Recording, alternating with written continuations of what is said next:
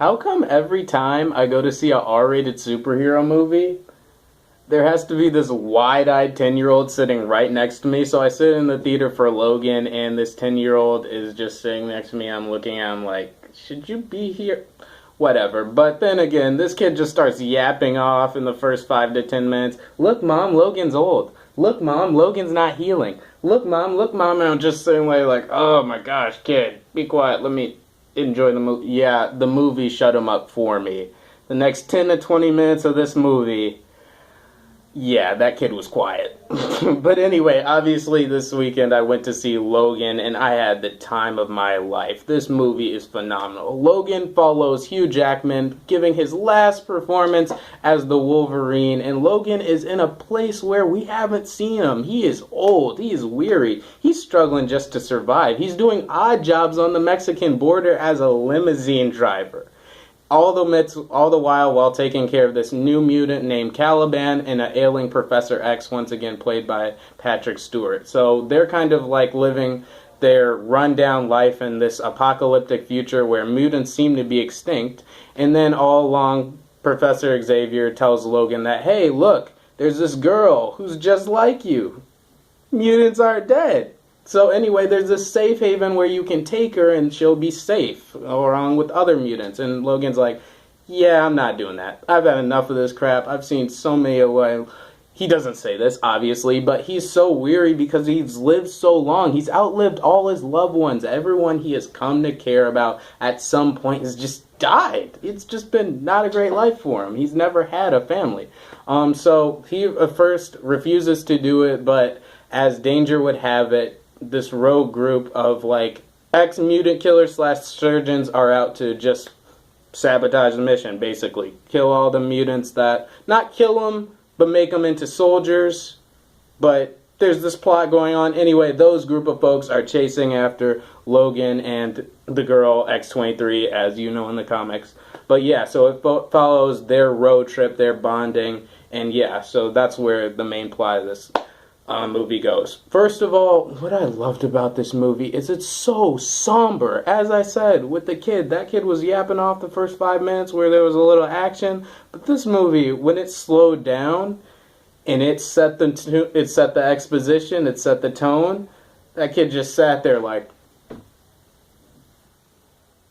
I'm not sure if he was enjoying it, but he was into it. We were both into it. Anyway, it's really somber, realistic, and personal story. Logan is at the end of this rope. He's had enough of it all, and the movie doesn't really use a lot of CGI. It's just like it's really grounded, and its action is mostly, for the most part, besides all the claw slashing, which I'll get to, is really down to earth, and it's realistic for the most part. That goes for the first thing I loved about this movie. The second thing I loved about this movie is its R rating is so necessary and so justified, and it's just amazing how the themes tackled in this movie of mortality, survivor guilt, etc., they're all explored so well thanks to the R rating. And also the violence.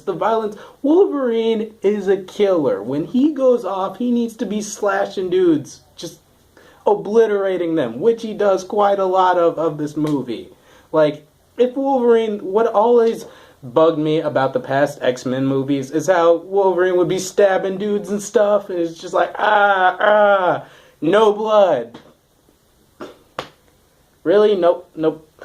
My point is, this movie does not pull any punches with the violence. When crap hits the fan, it hits the fan. And it's just gore, it's bloody, it's brutal, and it's just a pure spectacle to watch, man. I had a blast with the action in this movie. The third thing I loved about this movie is the performances. Hugh Jackman kills it, figuratively and literally. He kills it in this movie. This is my favorite incarnation Hugh Jackman performance of Wolverine I have yet seen. Because he's just brittle.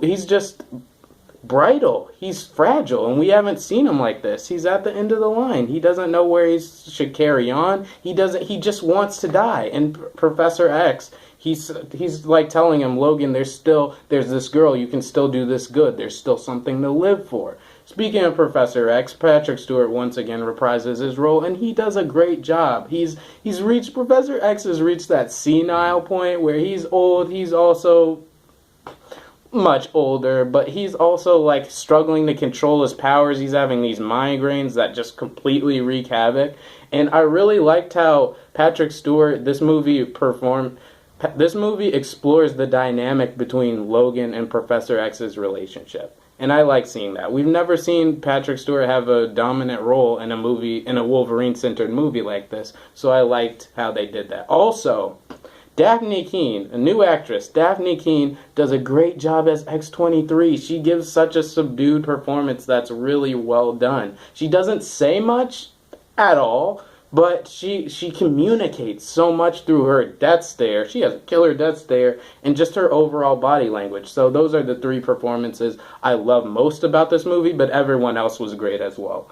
The fourth thing I loved about this movie is it embraces its comic book lore. It uses the fact that X-Men comics exist in that world as a means to advance and complete the plot. Even Deadpool, for all its genius fourth wall breaks, it did not have fourth wall breaks that were actually important to the plot. So I loved how this movie did that. That was such a clever twist that I just greatly enjoyed.